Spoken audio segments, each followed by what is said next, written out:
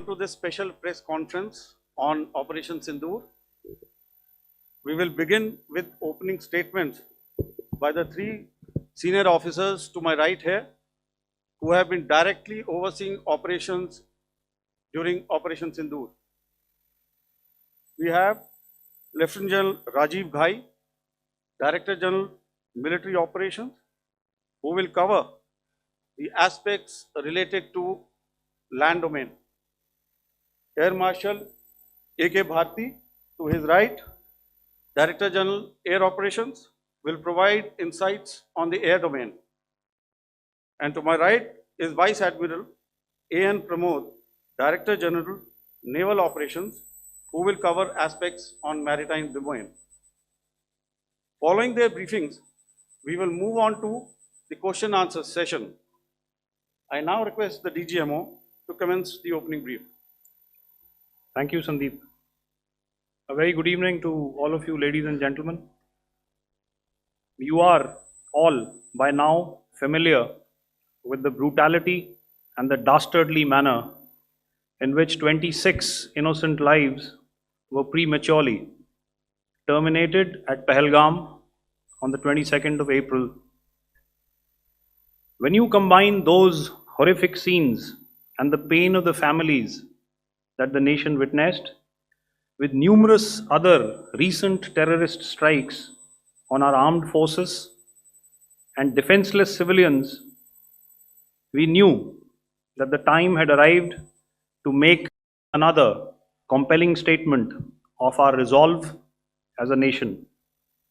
Operation Sindoor was conceptualized with a clear military aim to punish the perpetrators and planners of terror and to destroy their terror infrastructure.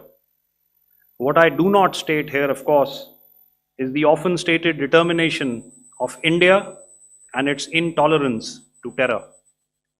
It set into motion a very diligent and microscopic scarring of the terror landscape across the borders and the identification of terror camps and training sites. The locations that emerged were numerous, but as we deliberated more, we realized that some of these terror hubs were now bereft of any presence and had preemptively been vacated, fearing retribution from us. There was also a term of reference and our own binding, self-imposed restriction to target only terrorists and thus prevent collateral damage. There were 9 camps that you are now all familiar with, which were confirmed by our various intelligence agencies to be inhabited. Some of these were in POJK, while there were others that were located in the Punjab province in Pakistan. Nefarious places such as Muridke, the hub center of the Lashkar-e-Taiba, has over the years bred infamous characters such as Ajmal Kasab and the likes of David Headley. What followed was a careful scrutiny of each of these sinister locations, their layout, configuration, even the type of construction in each structure, and the terrain obtained around these.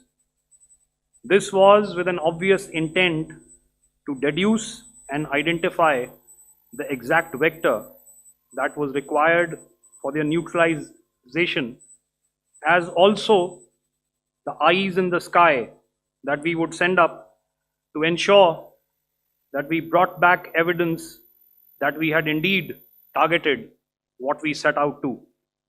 The precise images of these engagements on that fateful and historical night have already been showcased during the first press statement on the 7th of May that was helmed by our Foreign Secretary.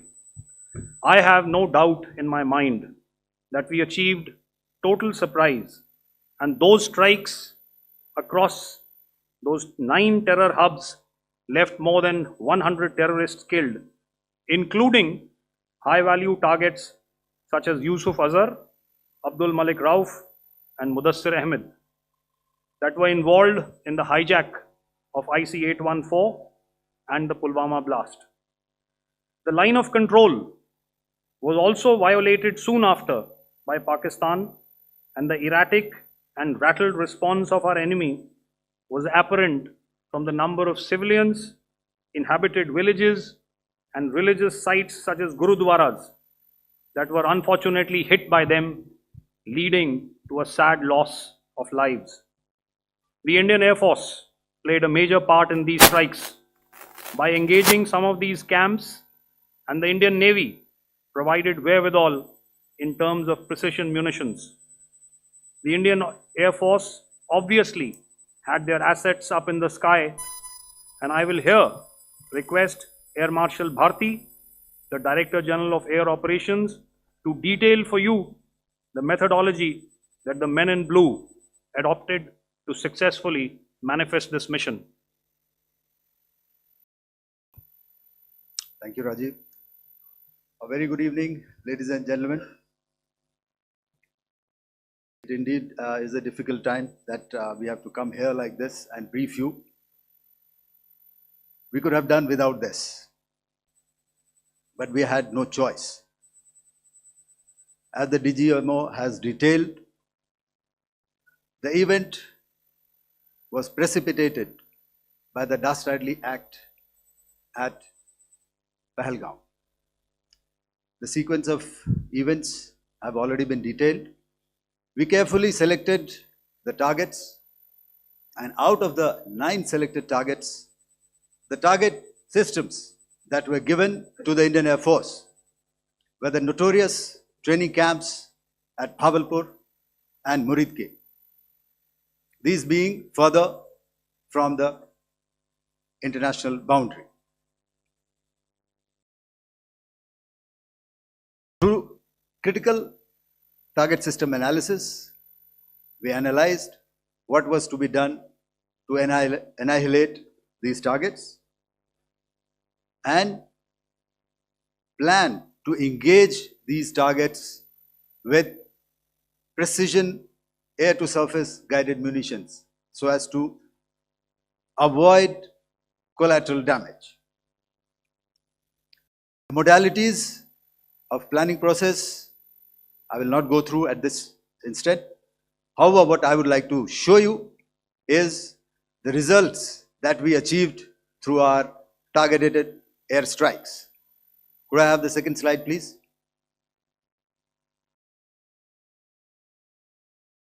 Yeah, change, please.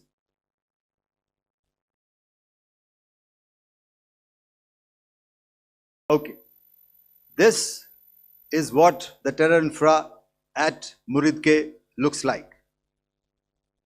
If you see, north is as indicated, and to the right is east, where the international boundary lies. Could we have the next slide, please?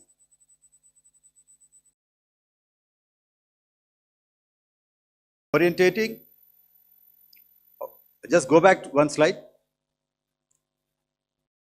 Okay. Please have a look at this red building, the series of buildings out here, and this empty ground. Next.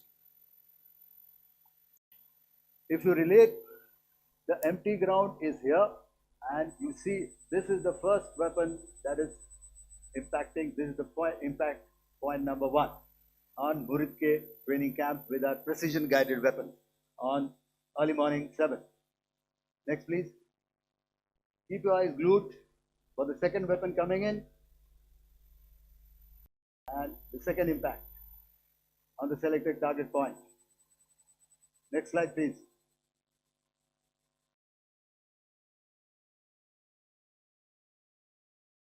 Third weapon, third impact. Continue. And fourth weapon, fourth impact. So these, through these targeted and precision targeting, we addressed the target at Muridke, which was the turning infrastructure. Can you hear me? All right. Okay, I'll come closer to the mic. Now we go to the next target, which is the Bhavalpur training camp. Next slide, please. Okay, just wait. So the effect, if you see, the impact point, if I can point out, this is the impact point. The ammunition has gone through the roof and it has created a blast inside, the photographs of which you would have, all of you would have seen. And the red building, after that there was this double-story building. It has been completely decimated by precision targeting. Next, please. The target system, which was in the north, a series of buildings. I'll show you how it looked. Next. Completely destroyed by our precision targeting. Next. Now coming to Bhavalpur, this is the target complex that we are dealing with, a fairly large target complex. So we had to carefully choose the points that we needed to address, which were high value and which would meet our stated objectives of eliminating the terrorists. I would like to draw your attention to this red canopy, and in relation to that, I would cover the targets. One target system is a series of buildings here, other one here, and other one out here. Next slide, please. This is how it looked before, and this is how the building looked after the impact of the weapon, and orientation in relation to this red canopy you can see here. Next, please. Before, next, and after. The roofs have completely collapsed. Next. This is the target system. Next. Precision targeting, and we have achieved our objectives here. Next. All right. So that was what we did on the 7th. Our objective was to address these two terrorist camps, and that we did with precision. And thereafter, we maintained a robust air defense posture, because remember, our objective was to target the terrorists and terrorist infrastructure, not any other infrastructure, not the Pakistani military, not the Pakistani any other infrastructure. So that is what we have maintained on the 7th of May. However, what we saw in the evening of 7th of May, we were saturated with a raid of Pakistani unmanned aerial vehicles and small drones. And these came in waves in our civilian areas, over our military installations, and all of them were successfully intercepted.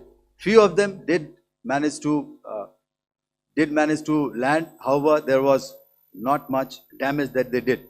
And we have our robust counter-US hard kill and soft kill systems which did the job.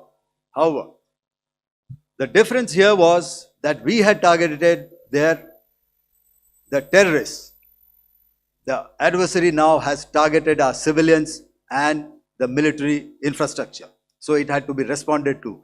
So in a quick and calibrated response, that very night, we struck their radar installations at Lahore and close to Gujranwala, the LYT installation, to indicate to him that we are ready, yet we do not want to escalate. Our fight was with the terrorists and not with the Pakistani military establishment. Thank you.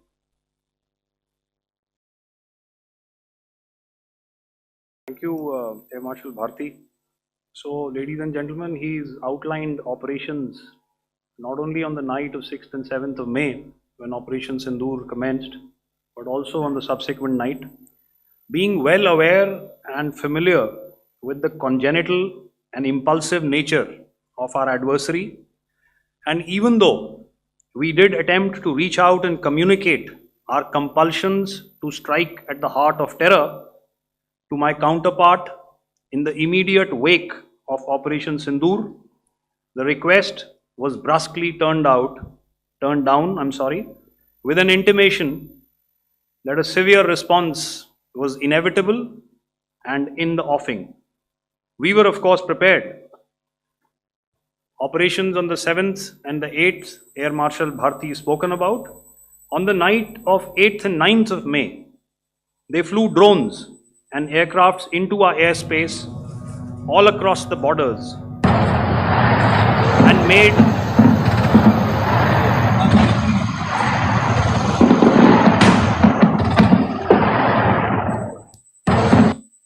made largely unsuccessful attempts to target numerous military infrastructure. Violations on the line of control by Pakistan also commenced yet again and precipitated into fierce arty engagements. The air operations on the night of 8th and 9th of May, I'll yet again request the DG Air Operations to cover.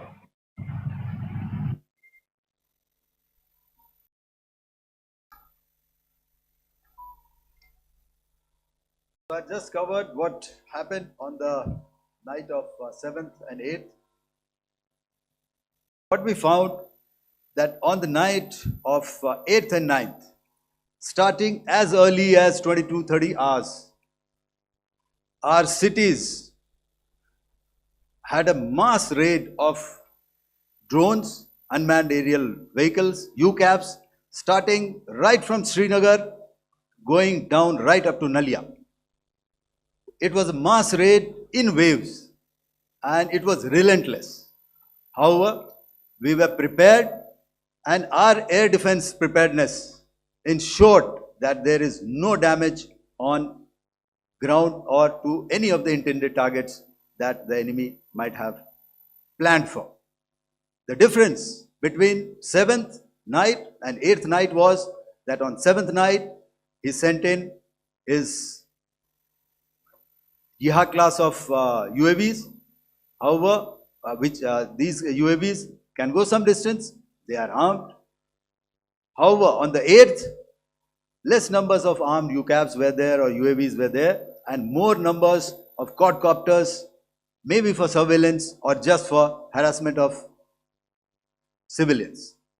This continued till midnight.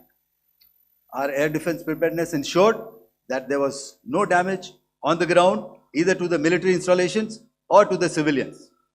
However, the enemy had yet again shown that he wanted to up the ante and he wanted a fight, and we were up to the task.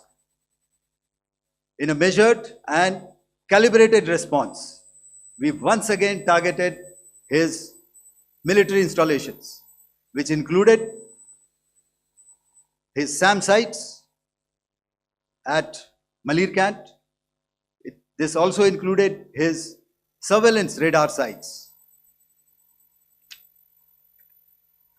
at Lahore and close to Gujranwala.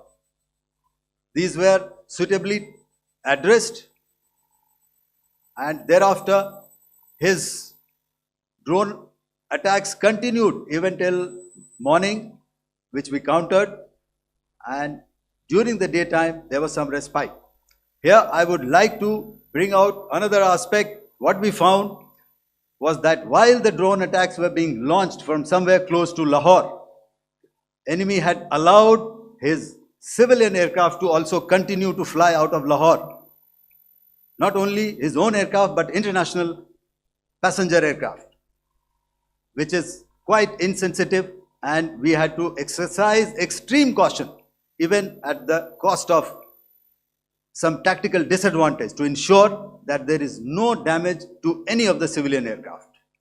And this was also brought out in our press briefing during the day. So I will now hand over to my colleague to cover the events of 9th onwards. On land, we also undertook certain measures such as deployment of air defense and electronic warfare assets to establish an integrated grid with the Indian Air Force, and I have seen and heard some of you wax eloquent about the benefits of such an architecture when it comes to negating and combating air intrusions. We also carried out deployment to include movement of our forces in the land, sea, and air domains. The night of the 9th and the 10th of May saw similar intrusions by drones and aircrafts, and this time there was a concerted effort to target airfields and some very, very important logistic installations, albeit yet again unsuccessful and denied gallantly and efficiently, I must say, by the integrated Indian Air Force and Indian Army Air Defense. We further strengthened our deployment and also initiated some pressure points to send a very clear and unambiguous message to the other side to desist from any misadventures on land. Some of the airfields and dumps saw repeated attacks in waves from the air. All were thwarted. The Pakistan Army has reported to have lost approximately 35 to 40 personnel in artillery and small arms firing on the line of control between the 7th and the 10th of May. What the other side had probably also not reckoned with was the speedy and precise turnaround and hit back by the Indian Air Force. And I will yet again ask Air Marshal Bharti to speak about these significant and game-changing strikes.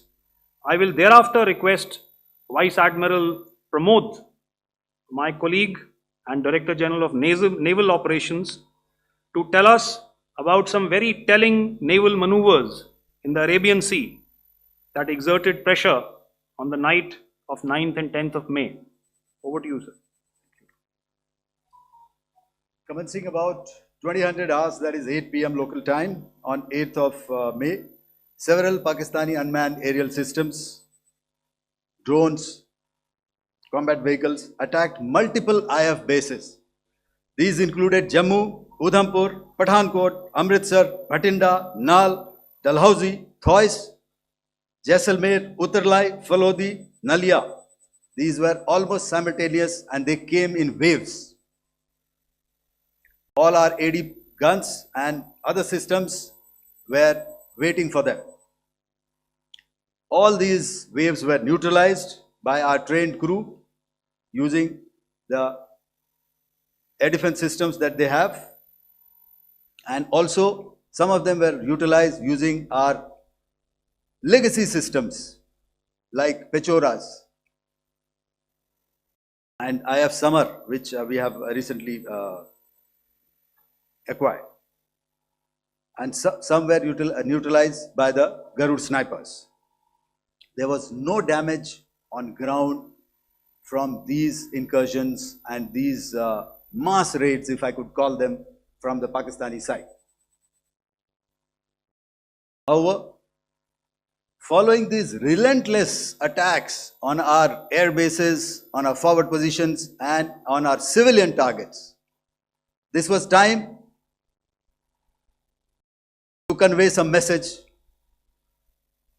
to our adversaries. And therefore, a decision was taken to strike where it would hurt.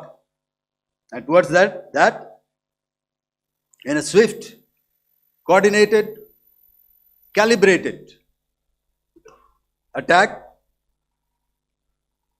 we struck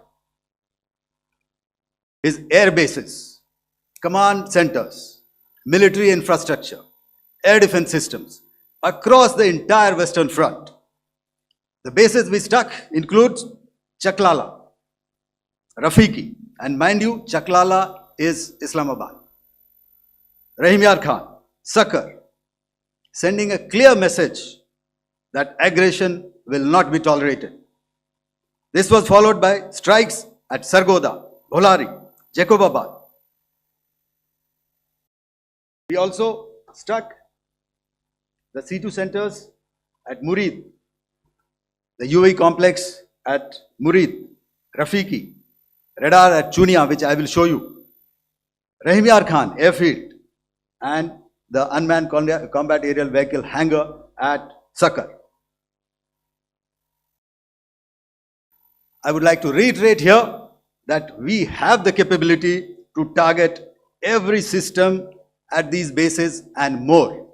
However, it was only a measured response to instill good wisdom to our adversary to refrain from further escalation. IF response was directed only at military installations, avoiding civilian and collateral damage. I would now like to show you some of the effects that have been achieved as a result of our air operation.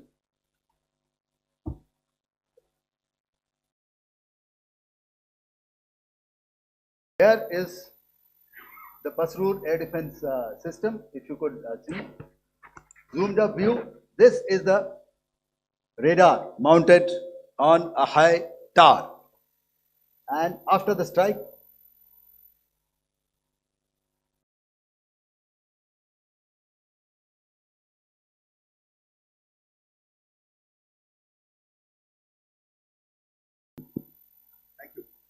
can you hear me? Yeah, thank you.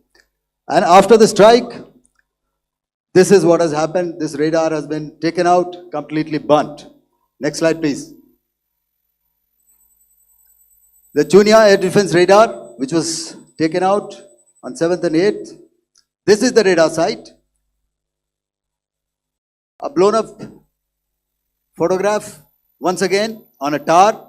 Not very clear, but what you see very clearly is the after effect after we have stuck. The radar head has been completely decapitated. Next slide, please. Arifwala air defense radar. In this complex, you see how it looked before, blown up image, and after really blown up. Next.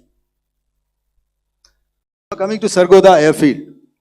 Remember, this is one of their important airfields wherein they have a lot of assets, F-16s, other assets which they keep getting, training institutes.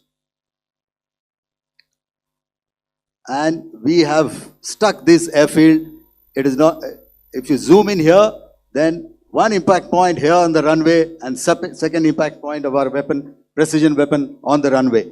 And if you see, this blown up, repairing going on. Same here.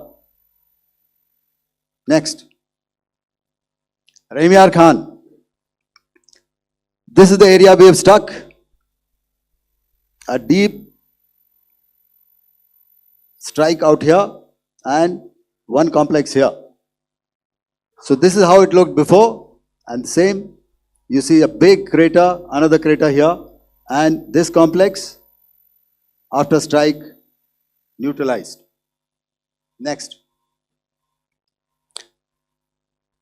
Chaklala airfield, Noor Khan, once again a major air base, a lot of their logistic assets out here. This was the chosen complex that we intended to strike and convey a message. Next slide, please. This is how it looked before, and this is how it looked after our strike. Next. Sakar. We chose the radar site at Sakar. This is the radar site, and after it was struck, this is the aftermath, completely burnt out. Next, please. Aircraft shelter. This is how it looked before the strike, and this is how it looked after the strike. The roof of the buildings completely caved in and burnt. Next. Bolari airfield, aircraft hangar. This is how it looked before, and this is how it looked after the precision strike. Next. Jacobabad, aircraft hangar, and this is how it looked after. Next. So what I'm trying to convey here, ladies and gentlemen, is to start with, our fight was neither with the Pakistani military nor with anybody else who's there on the other side. Our fight was with the terrorists. We neutralized the terrorists that we selected to be neutralized, and thereafter we only maintained the air defense posture. However, we were relentlessly pounded by waves after waves, night after night, by his UCAVs, by his drones, and by his other unmanned aerial systems. And that left us with no choice but to retaliate, and yet our retaliation was calibrated, it was graduated, and it was proportionate. Thank you.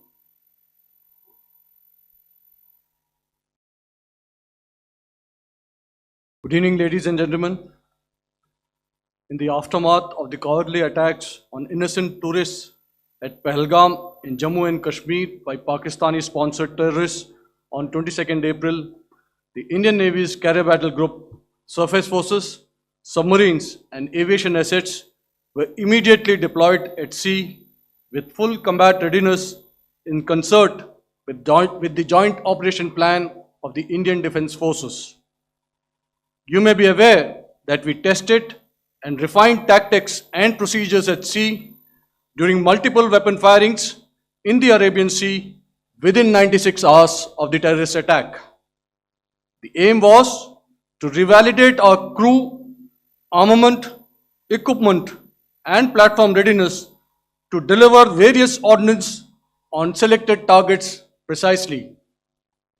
Thereafter, our forces remained forward deployed in the Northern Arabian Sea in a dissuasive and deterrent posture with full readiness and capacity to strike select targets at sea and on land, including Karachi at time of our choosing. The forward deployment of the Indian Navy compelled Pakistani naval and air units to be in a defensive posture, mostly inside harbors or very close to the coast, which we monitored continuously. The Indian Navy maintained seamless maritime domain awareness throughout the duration and was entirely aware of the location and movement of Pakistani units. In effect, we had and continue to have good battle space transparency using our maritime domain awareness grid. As you are aware, our response has been measured, proportionate, non-escalatory, and responsible from day one.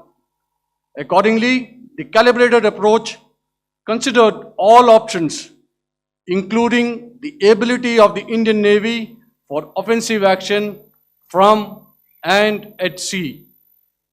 As part of this escalation control mechanism, the application of force by the Navy was planned in a synchronized manner in coordination with the Army and Air Force, the highlight being teams from the three services working closely in an integrated manner. Along with the kinetic actions by the Indian Army and Indian Air Force, the overwhelming operational edge of Indian Navy at sea contributed towards Pakistan's urgent request for a ceasefire yesterday. As we speak, Indian Navy remains deployed at sea in a credible deterrent posture to respond decisively to any inimical action by Pakistan or Pakistan-based terrorists. Thank you. Samno Varna, Jai Hind. Now I'll hand over to Director General Military Operations for further proceedings. Ladies and gentlemen, on the 10th of May, in the morning, even as we were getting into a huddle to wargame the events of the previous night, a routine exercise, I received a message on hotline from my counterpart in Pakistan seeking my willingness to communicate. Since our initial aim was to strike at terror camps, and all our actions in the subsequent days were in response to the intrusions and violations by the Pakistan Air Force and its army, it was decided that I would indeed speak with my counterpart. You are already aware, I've seen it being covered on national television, that my communication with the Pak DGMO was conducted at 15:35 hours yesterday and resulted in cessation of cross-border firing and air intrusions by either side with effect from 1700 hours 10th of May, after he proposed that we cease hostilities. We also decided to further speak on the 12th of May, that's tomorrow, at 1200 hours, to discuss the modalities that would enable the longevity of this understanding. However, disappointingly, and must I add, expectedly, it took only a couple of hours for the Pakistan Army to violate these arrangements by cross-border and across the line of control firing, followed by drone intrusions across the expanse of the Western Front through last night and in the early hours of the morning today. These violations were responded to robustly and dealt with as they must be. We have earlier today sent another hotline message to my counterpart highlighting these violations of the understanding between the DGMOs on the 10th of May and our firm and clear intent to respond to these fiercely and punitively, if repeated tonight, subsequently, or later. In this regard, I must inform all of you that the Chief of Army Staff has earlier today conducted a security review and has granted full authority to our Army commanders for counter actions in the kinetic domain in case of any violation by Pakistan. In the end, I pay my solemn homage to my 5 fallen colleagues and brothers from the armed forces and civilians who have tragically lost their lives in Operation Sindoor. Our hearts go out to the bereaved families, and we express our solidarity to them in this lifetime and beyond, at this grave juncture in their lives. Their sacrifices shall always be remembered and spoken of in glowing terms by a grateful nation. We have thus far, ladies and gentlemen, exercised, and my colleague Pramod highlighted this, immense restraint, and our actions have been focused, measured, and non-escalatory. However, any threat to the sovereignty, territorial integrity, and safety of our citizens will be met with decisive force. Jai Hind. Okay, ladies and gentlemen, we are now open for questions. All right, now since I would not know all of you, I would expect you to please raise the placard or your hand, and once I indicate, I expect you to please give out your name and the media group that you belong to. Keep your questions short so that we can take as many questions as possible. Also, ladies and gentlemen, kindly bear in mind that confidential aspects may not be answered by the 3 DGMOs. Right. I've got a lot of hands there. Let me start from the left. Left foot always in front when we start marching. So here we have to the left, okay, yeah, 238. Hello. So this is Manas Pratimhuyan from PTI, Press Trust of India.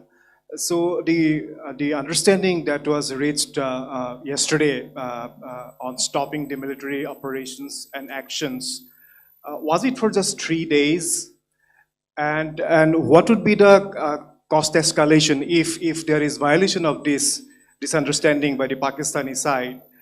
And my subsequent question would be that we have a kind of ceasefire agreement with Pakistan that was finalized in 2003. So will there be some kind of similarities in frameworks between the two kind of understandings, 2003 ceasefire agreement and the current understanding on stopping military operations.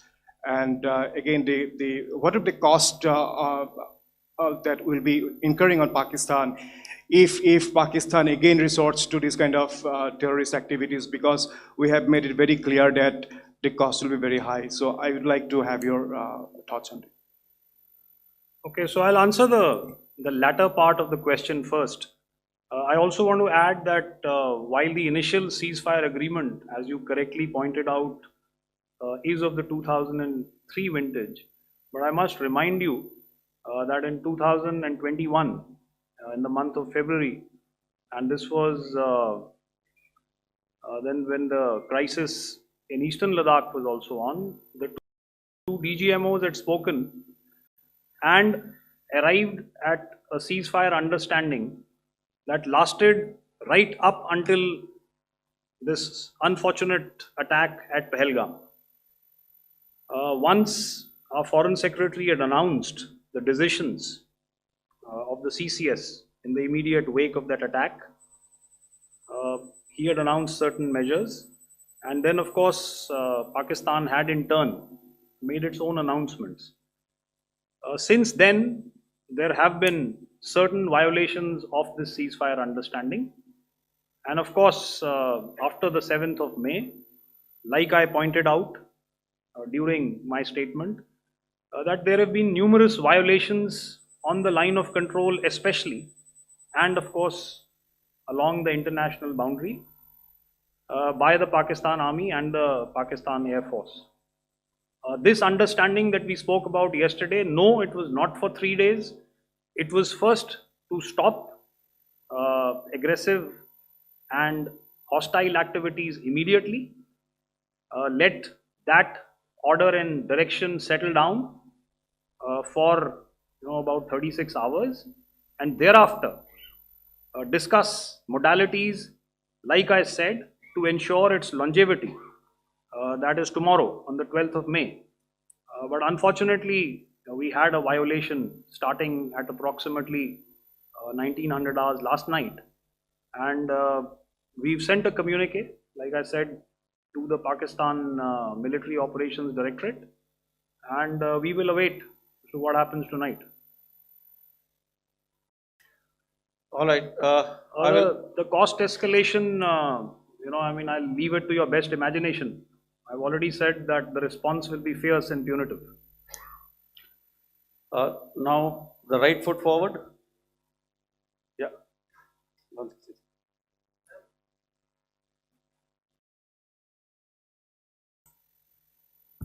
Sir, I am Ajit Dubey from ANI, sir. Sir, my question is that you talked about the loss of lives to the Pakistan army, that was around 35 to 40 kills secured by the Indian army. Sir, can you tell us what would be the total loss of life to the Pakistan army in both army and air force attacks, sir? And how good was the performance of the BrahMos, Scalp and the S-400 during the operations? And sir, since we just one line, No multiple sir. questions, please. Sir, All right. and since sir, we have achieved such a spectacular, we have made good achievements in this entire operation, can we say that we have emerged victorious, or we have a big upper hand over the Pakistanis in this entire conflict? Thank you very much, sir. So I'll answer the question about the loss of lives on the other side. Of course, there are various means to ascertain that number. There is information from various agencies that come in. There are, of course, on the line of control, other ways to find out as to what has been the effect of what you are doing there in ceasefire violations. So therefore, I mentioned 35 to 40 on the line of control, and please remember that once Operation Sindoor was launched, the responses of the Pakistan Army were also on Indian Army or the Indian Armed Forces infrastructure. Let me put it that way. So that's why I did not cover casualties of the Pakistan army, at least in the initial phases of battle, because those were not our targets. Our targets were terror oriented, and of course later, once they launched air intrusions and air operations on our infrastructure, we've used heavier weapons, and of course there would have been casualties, but those are still being assessed. The effects of the weapons that you mentioned, I will request Air Marshal Bharti to apprise all of you about those. Good evening, Mr. Ajit. How are you? Ajit, okay, you're meeting after some time. I never mentioned about any of the weapons that we used. Check. Okay. What I was saying, that I never mentioned of any of the weapons, the caliber that we used. All right, so we'll leave it at that. Those are matters of operational details which I would not like to go into. But suffice to say that whatever methods and whatever means we have chosen, it had the desired effects on the enemy targets. How many casualties? How many injuries? Well, to start with, our aim was not to inflict casualties, but in case there have been, it is for them to count. Our job is to hit the target, not to count the body bags. And the last part of your question, I wonder if you read out the tweet on ADGPI at midnight once we'd done what we had to in Operation Sindoor. And that's credit to my friend here on the left. Justice has been served, Ajit. That is all that I will say. Ajit, no, I'll request you to, refrain putting words into his mouth. All right. Yeah, I'll come back to the left. 147. Sorry, 47. No, 47. Did I see it here or? Yeah. Good evening, gentlemen. Sorry, 147. I saw it there. Sorry. Yeah. Since I've already said 147. Start, please. Hi, sir. Good evening. This is Shivam Patel from Reuters News Agency. Thank you for giving me the opportunity. My question, sir, is how many military targets did Indian Armed Forces strike in Pakistan in response to the attacks from Pakistan? How were these targets selected? And how many troop casualties have been there in total on both sides, if you could give details? Thank you. I'm sorry, where are you? I haven't spotted his. He's to the right. Okay. Can you just repeat that for me, please? Sure, sir. So my name is Shivam Patel. I'm from Reuters News Agency. My question is, how many military targets in total did the Indian Armed Forces strike in Pakistan in response to the attack from Pakistan? How were these targets selected? And how many troop casualties have been there on both sides, if you can? So you're speaking of the targets that I mentioned in the wake of the attack at Pahalgam, right?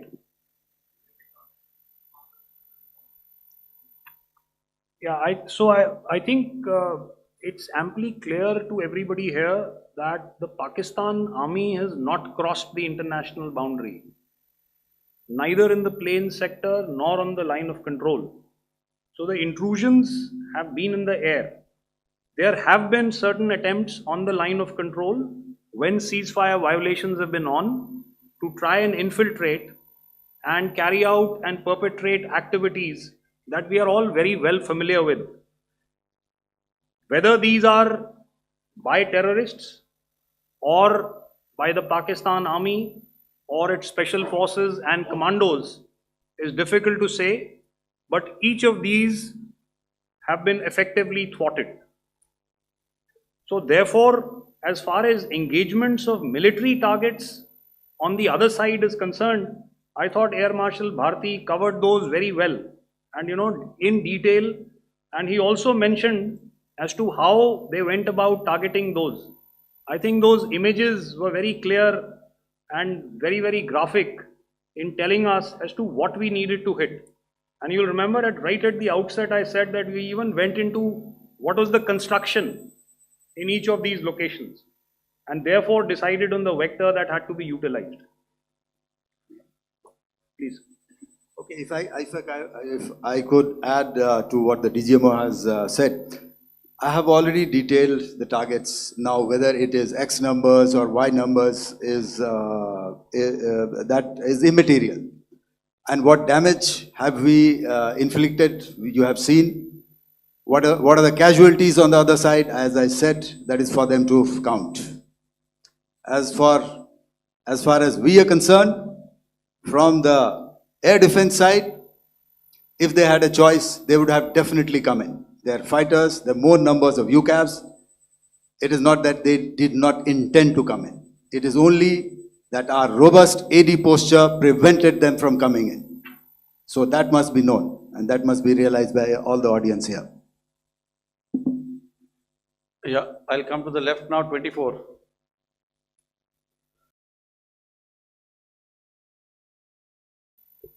Good evening, sir. This is Anvesh Rath from Z. Sir, I wanted to know on the first briefing, which was done by FS and two representatives from Air Force and Army, you showed a list where there was 21 places in that list. You have stuck 9. Are more operations going to be held? Is Operation Sindoor still on? And the second question, thank you, sir. Thank you so much. And also, I want to congratulate all three of you for a fantastic operation that you guys have done.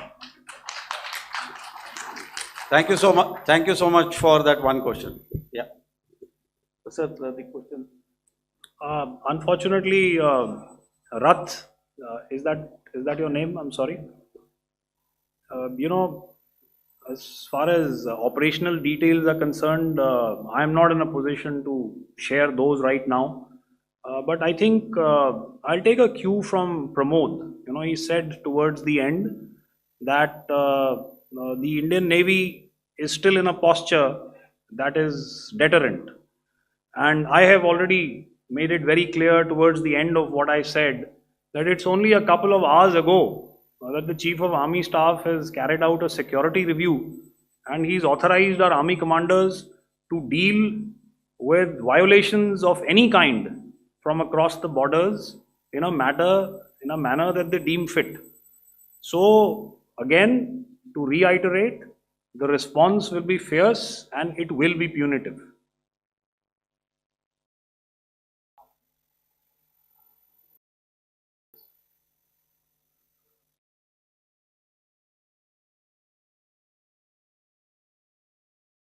I'll go back this side now. Yeah, 255. She said middle wale kya karenge? So 255. Oh, sorry.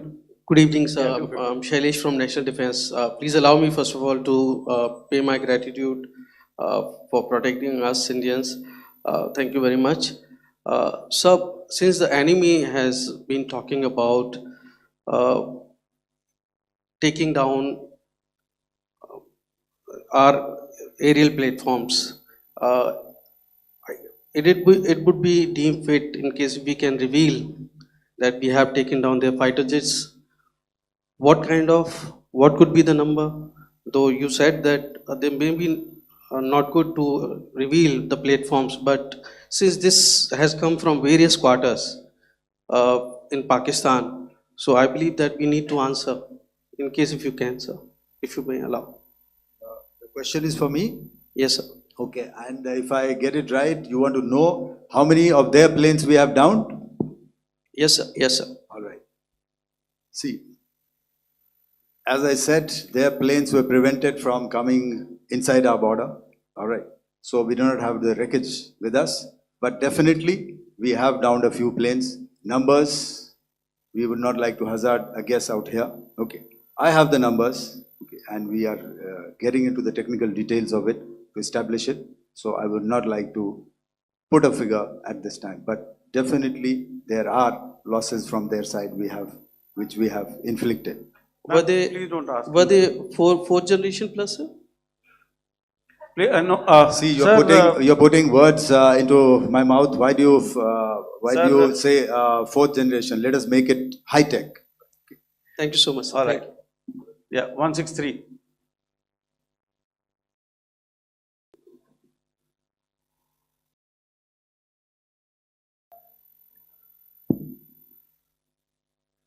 तो मैं मंजीत नेगी हूँ आज तक से। मेरा सवाल ये है कि इस पूरे ऑपरेशन में जो आतंकी ठिकानों को निशाना बनाया गया, क्या नंबर्स कुछ बता सकते हैं कितने आतंकी मारे गए? कुछ नाम सरकार, मतलब कुछ नाम मीडिया में आए भी हैं जो बड़े उसके मास्टरमाइंड थे। और एक सवाल जो आज एयरफोर्स ने भी एक ट्वीट किया कि ऑपरेशन सिंदूर अभी जारी है और सरकार की तरफ से भी कहा गया, और पिछली बार जब विदेश मंत्रालय की प्रेस कॉन्फ्रेंस पहली हुई थी उसमें वो लिस्ट दिखाई गई थी कि 21 टेरर कैंप आइडेंटिफाई किए गए हैं। तो क्या जो बाकी बचे हुए टेरर कैंप हैं उन पर भी कार्रवाई होगी? और एक नंबर अगर आप बता पाएं कितने टेररिस्ट मारे गए? Manjeet ji, 3 questions. The third one has just been asked here before. So 21 this thing. So I'll request the first to be answered so that we have more number of people who can ask. Manjeet, जब मैंने statement दिया तो मैंने शुरू में ही कहा कि जैसे ही ऑपरेशन सिंदूर कॉन्सेप्चुअलाइज हुआ तो हमारा जो पीछे की कार्रवाई होती है, स्पेड वर्क और टारगेट्स को आइडेंटिफाई और एनालाइज करने की कार्रवाई शुरू हो गई थी। मैंने जब स्टेटमेंट दिया तो मैंने बताया कि बहुत सारे थे, हमने 21 दिखाए होंगे और भी हैं, लेकिन वो लिस्ट फिल्टर करते करते 21 तक पहुंची। अब क्या आगे एंगेज किए जाएंगे? अगर ज़रूरत पड़ेगी तो ज़रूर एंगेज किए जाएंगे, लेकिन मैंने बताया कि इस समय जो इंट एजेंसीज ने हमें बताया कि फलाने कैंप में प्रेजेंस है, हमने उनको एंगेज किया। कुछ नाम मैंने लिए, कुछ नाम अभी पुख्ता किए जा रहे हैं। मैंने आपको बताया कि जो इंट एजेंसीज ने अभी तक असेसमेंट किया है उसमें उन्होंने कहा है कि तकरीबन 100 से ज़्यादा मारे गए हैं।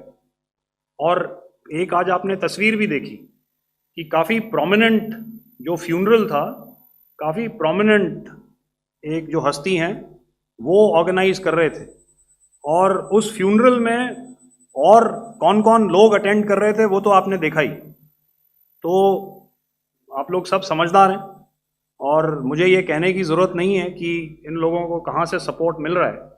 अगर नहीं मिल रहा होता तो ऑपरेशन सिंदूर नहीं होता, तो उसी की वजह से है ये ऑपरेशन। तो मेरे ख्याल से मैंने आपके सारे सवालों का जवाब दे दिया। Ma'am, sir, next is from 17. Sir, मेरा नाम अंजू निर्वाण है, TV9 भारतवर्ष से। सर, मेरा सवाल ये है कि ऑपरेशन सिंदूर में हमारी जो इंडियन नेवी है उसके बारे में सर थोड़ा सा बताएं कि किस तरह की उसकी भूमिका रही, क्योंकि हमने इस दौरान सर देखा कि बहुत सारी स्पेकुलेशन भी रही और ये बोला गया कि कराची तक हमारी नेवी ने ऑपरेशन किया है। तो सर इस पर थोड़ी सी क्लैरिटी चाहिए। और सर हमने कौन कौन से फाइटर एयरक्राफ्ट डाउन किए हैं, अगर उसका भी थोड़ा सा क्लैरिटी मिल जाए तो अच्छा रहेगा। तो मैं आपका पहले सवाल का जवाब दूंगा। I will make few sentences and leave it for your imagination. First of all, as I mentioned, we have quantitative and qualitative edge to deliver a massive blow to our adversary, and we completely dominate in the maritime front. Indian Navy's action is part of the escalation ladder mechanism which we have worked out amongst 3 services. This time, if Pakistan dare take any action, and Pakistan knows it, what we are going to do. That's all.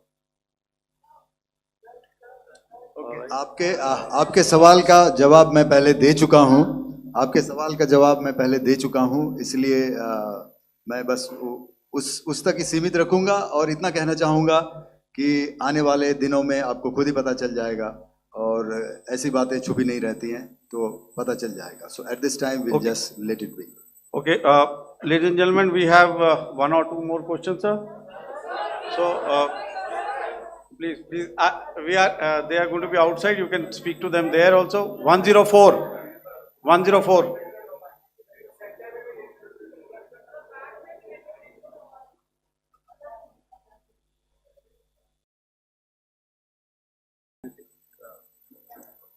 Yeah, ask. Sir, Dinakar with the Hindu newspaper. Are you surprised that you got this question? No, sir. Priscilla. Sir, can you give a number of assets we lost, because there's been a lot of speculation going on, international media writing a lot of things about our platforms, including Rafales. I mean, Pakistan claiming that Rafale has been downed, etc. Can you put that questions to rest and clarify on that? I guess that question is for me. All right, I'm happy that you've asked this question. You know, we are in a combat scenario, and losses are a part of combat. The question that you must ask us, okay, and indeed that we must ask ourselves, you inclusive, is have we achieved our objectives? Have we achieved our objective of decimating that terrorist camp? And the answer is a thumping yes. And the results are for the whole world to see. As for the details, what could have been, how many numbers, which platform did we lose?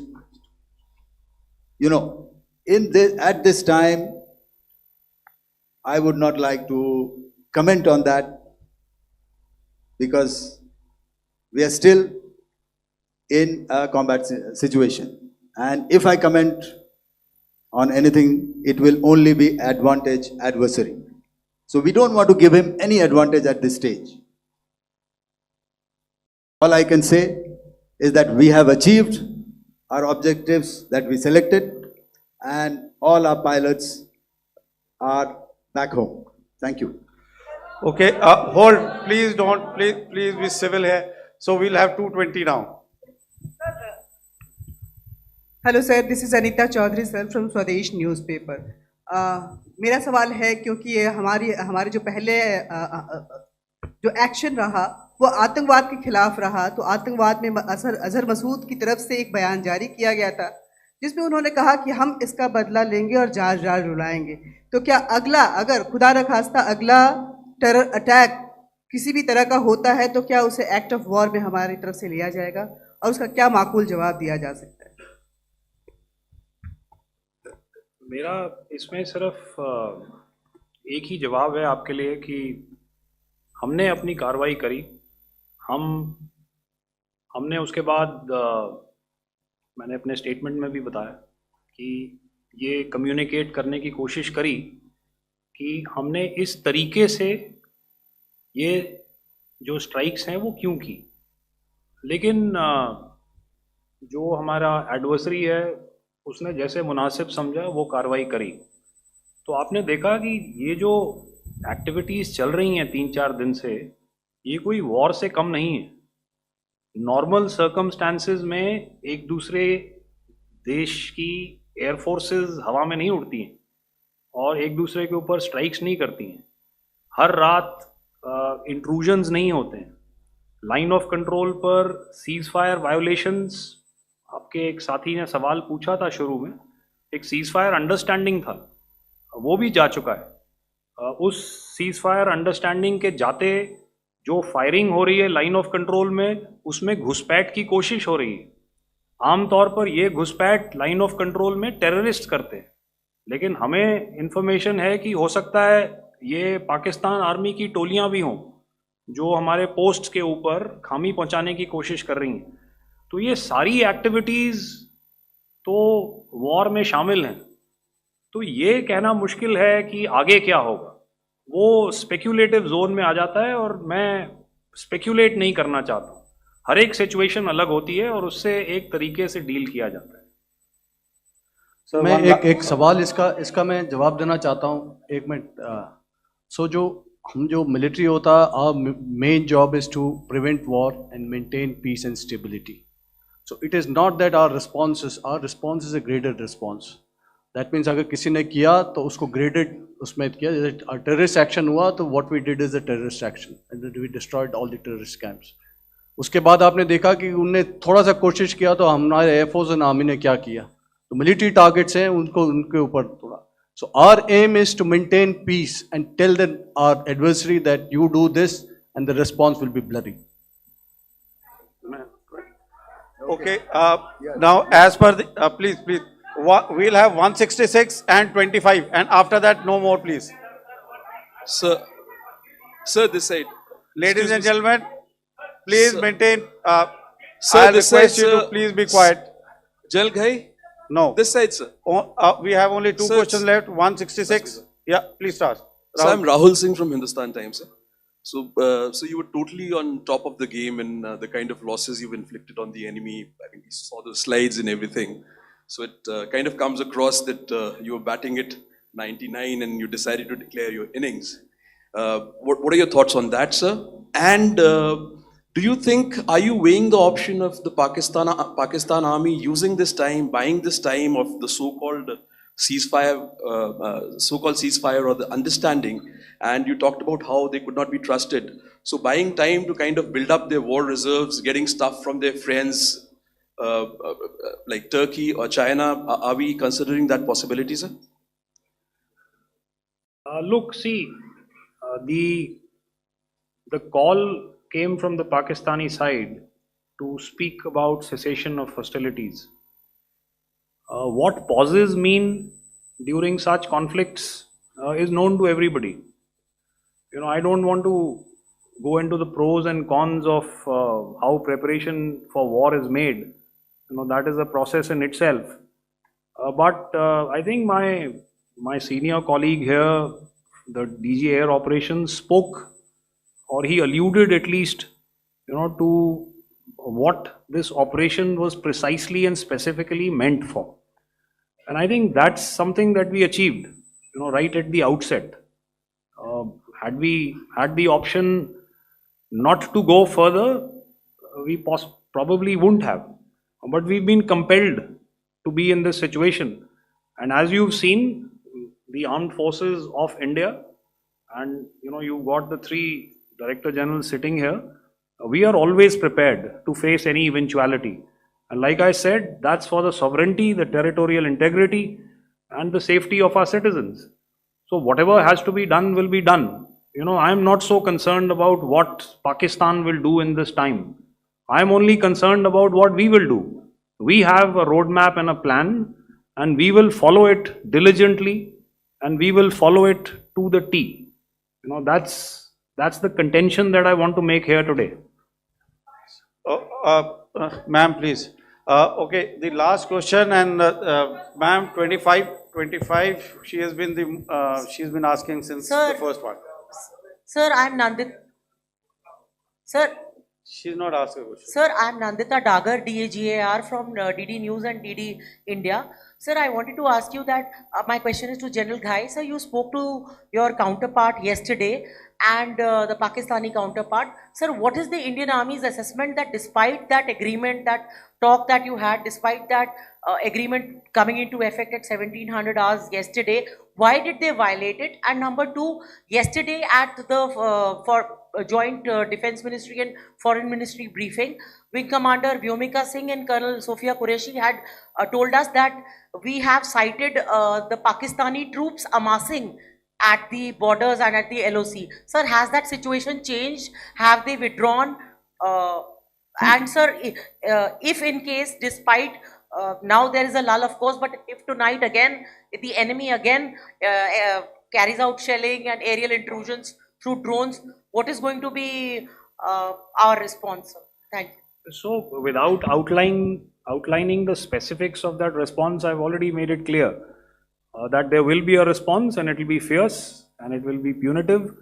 Why the Pakistan army chose the option of violating the understanding that was arrived at earlier yesterday, I think that's a question that we best answered by the Pakistan DGMO. I wouldn't be able to give you that.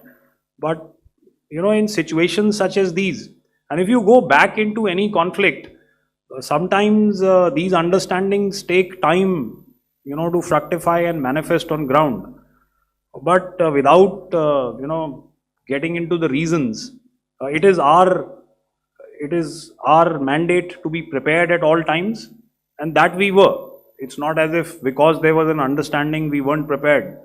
I must tell you that the armed forces were on a very, very high alert, and they continue to be in that state even as we speak. All right.